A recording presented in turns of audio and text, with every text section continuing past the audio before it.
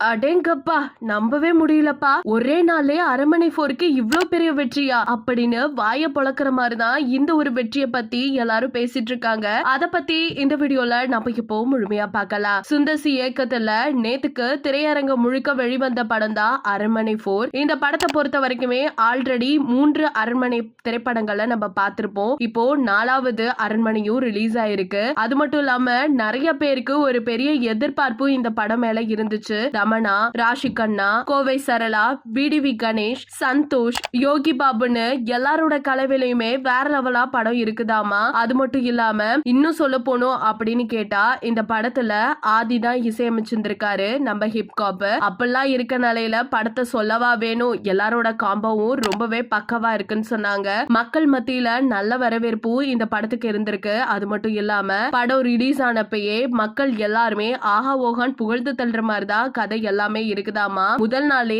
அரண்மனை 4 கிட்டத்தட்ட உலகம் முழுவதுமே 7 கோடி கிட்ட வசூல் செஞ்சிருக்கு. முதல் நாளுக்கே இப்படின்னா அப்ப போக போக எந்த அளவுக்கு வசூல் ரீதியா இது வெற்றியை சந்திக்க போகுது அப்படிங்கறத நம்மளால யூகிக்கவே முடியல. இனி வரும் நாட்களை கண்டிப்பா நம்ம வெயிட் பண்ணி தான் பார்க்கணும். கண்டிப்பா சுந்தர்சிக்கு இது மிகப்பெரிய வெற்றி தான் நினைக்கிறேன். இந்த படத்தோட சக்சஸ் பத்தி நீங்க என்ன நினைக்கிறீங்க? அது மட்டும் இல்லாம இந்த படத்தை பார்க்க போயிட்டீங்களா இல்லையா, இல்ல இனிமேதான் பார்க்க போகணுமா அப்படிங்கறத மறக்காம நம்ம கமெண்ட் செக்ஷன்ல ஷேர் பண்ணிக்கோங்க. இது போல அப்டேட்ஸ் உடனுக்குடனே கேட்டு தெரிஞ்சுக்கணும் அப்படின்னா நம்ம சேனலை சப்ஸ்கிரைப் பண்ணி வச்சுக்கோங்க.